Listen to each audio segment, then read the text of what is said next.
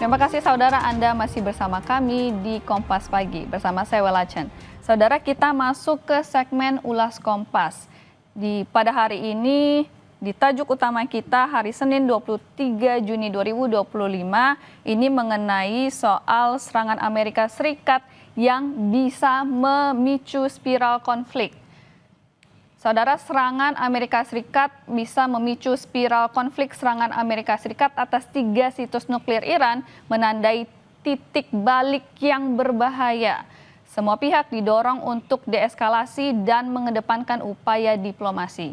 Meskipun telah diperkirakan sebelumnya, serangan Amerika Serikat atas Iran membuat dunia gerah.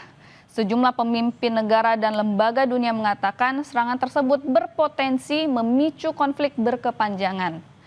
Di saat yang genting ini sangat penting untuk menghindari spiral kekacauan. Tidak ada solusi militer. Satu-satunya jalan ke depan adalah diplomasi. Satu-satunya harapan adalah perdamaian. Itu adalah kata Sekretaris Jenderal PBB Antonio Guterres pada Minggu 22 Juni lalu di New York, Amerika Serikat. Ia juga menegaskan bahwa penggunaan kekuatan militer memicu eskalasi berbahaya, terutama di Timur Tengah. Guterres khawatir konflik ini dapat dengan cepat lepas kendali, apalagi jika para pihak tidak mampu menahan diri. Berikutnya saudara, kita akan melihat ke tajuk lainnya. Hari ini ada yang spesial, 1 hari setelah HUT Kota Jakarta, survei Litbang mengeluarkan soal tantangan Jakarta menuju kota global. Oke, saudara, survei Litbang Kompas, tantangan Jakarta menuju kota global.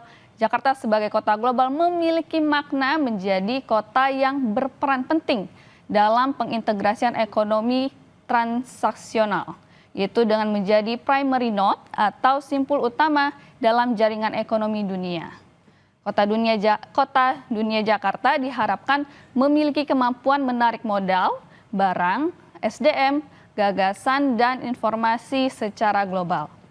Saudara, hasil survei Litbang Kompas ini diambil pada 10 hingga 14 Juni lalu kepada 400 responden kota Jakarta.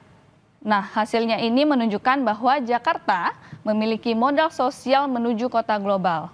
Modal dasar tersebut terlihat dari dukungan publik akan ikon baru Jakarta selepas tak lagi menyandang atribut ibu kota negara.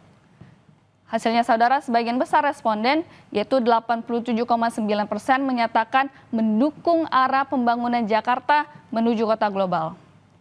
Anda dapat membaca informasi selengkapnya di Harian Kompas, Senin, edisi hari ini 23 Juni 2025.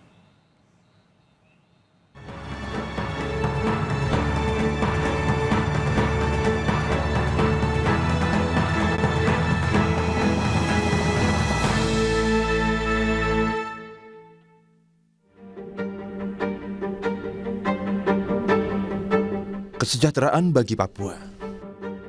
Di tengah masih rendahnya indeks pembangunan manusia di Papua, temuan dari sejumlah praktik korupsi di wilayah itu cukup mencengangkan. Terakhir dalam perkara korupsi dana operasional Papua tahun 2020-2022 yang melibatkan bekas gubernur Papua Lukas NMB, terungkap adanya uang puluhan miliar rupiah yang diduga dibawa dengan 19 koper dari Papua untuk membeli jet pribadi di luar negeri. Lukas NMB telah meninggal pada Desember 2023, tetapi Komisi Pemberantasan Korupsi terus menelusuri kasus yang merugikan negara hingga 1,2 triliun itu. Lukas NMB bukan kepala daerah pertama di wilayah Papua yang terjerat korupsi. Pada tahun 2008 hingga 2023, ada 9 kepala daerah di wilayah itu yang terjerat kasus korupsi dan diproses hukum oleh KPK.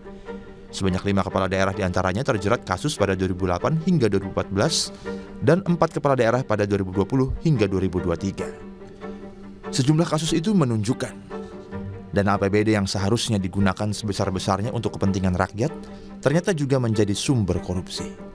Fenomena yang serupa ditengarai terjadi di sejumlah daerah lain. Untuk Papua, korupsi ini terjadi di tengah masih rendahnya tingkat kesejahteraan masyarakat. Indeks Pembangunan Manusia atau IPM 5 provinsi di Papua pada tahun 2024 tidak ada yang di atas rata-rata IPM nasional yang berada di skor 75,02. IPM tertinggi wilayah Papua disandang Provinsi Papua dengan skor 73,85. Sedangkan yang terendah adalah Provinsi Papua Pegunungan dengan IPM 54,43. 5 provinsi di Papua juga ada di bawah rata-rata nasional untuk kategori lainnya.